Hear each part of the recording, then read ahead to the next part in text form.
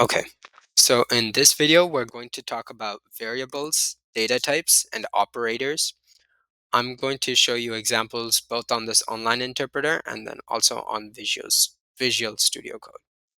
So yeah, first, one thing I just want to show you, because this is the thing that generally they teach you first when you learn Python, is using a print statement. So all you do is you write print, put parentheses, open and close, put quotation marks, open and close, and then type whatever you want in it. And what happens is it prints that to the screen. Now you need to make sure that you have, for example, the case is correct. So it can't be like print hello world. This won't work. You can't, if you forget to add like parentheses, it won't work. So just keep those things in mind. And also you can use single quotes instead of double quotes as well if you want. Both will work. Okay, so that's just one basic thing that you should know. Now I'll talk about variables. So variables are kind of similar to what you learn in math, right? But mainly variables in programming are something that stores information or it stores data. So if I say duck age, I want to say that my duck is 5, right? He's just like he's 5 years old, right? So I'll just put the information as 5. And whenever I refer to duck age, it'll come to this line of code and it'll check, okay, what is duck age? Duck age is 5. So that's how I'll refer to it. Now, something to keep in mind is here I was just able to write 5. But what if I wanted to do something like duck name? Now for this, I can't just say John, because if I run this, it's not going to work. You need to put it in quotations. And then it interprets this as something called a string. Now, a string is a type of data type. So that's the way that it's stored on the computer or onto the Vex brain when you use it on there. So when we store it in quotes, it's a string. And when we store it not in quotes and it's a small number and it doesn't have decimals, it's referred to as an int or integer. So 5 is saved as an integer and John is saved as a string. Another data type is duck swim rate, we can say is like 5.4 meters per minute or something. I don't know. And here, this is not saved as an integer because it has a decimal. And if it has a decimal, it's referred to as a float. So a float is, yeah, just another type of data type. And finally, one more basic type of data type that you should know is a Boolean. So Boolean is literally just true or false. So if I say duck is cool, I could say true. So every time I refer to, or rather, let's change this to is duck cool? True. Duck is cool, okay? Or we can say false. There are only two possible options when you use a Boolean type. And in that case, when you use a Boolean, you don't need to use quotation marks because those are for strings. One more thing to keep in mind when you use a Boolean is it has to have this first letter capitalized. So if I did false, now if I run it, we'll have an error over here. So you have to make sure you keep it capitalized as is. Now, what do you think would happen if I changed it and put in some quotes? Now, what type of data is this? Is it a Boolean or is it a string?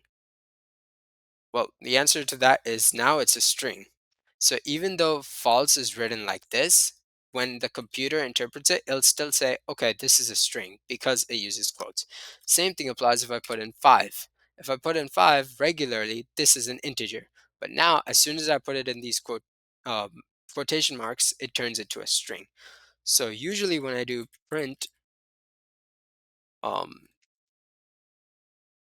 plus 4, right? If I did this, 5 is an integer, 4 is an integer, so it does 9. But now if I did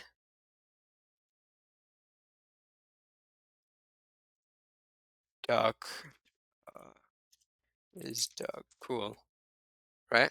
Now if I did that, I get an error because these are two different types of data. One is an integer, one is a string, and you cannot combine the two types. So yeah, that's mostly what it is for data types. Now, as you noticed, you can use these plus or minus options, and they work as operators. Let me just get rid of this. Okay. So you can use different operators. There's minus, plus, divide, you use a slash, multiplication, you use this asterisk, not an X. Keep in mind if you use an X, it doesn't work. You use an asterisk. There's also something called floor division. So floor division is like if I did, um, let's see, if I do 17 divided by 4, right? In reality, when you do 17 divided by 4, you get 4.25, but floor division rounds it down no matter what, how big the number is. So even if I did 19, 19 divided by 4 is a lot closer to 5 if you round, but floor division automatically rounds it down. Then there's also the modulus operator. This is also useful in some cases, and what it does is it gives you the remainder. So I can't equally split 4 from 9 or 19. So instead what it does is it does as much as it can, and whatever can't be split, whatever the remainder is, that's what it gives you.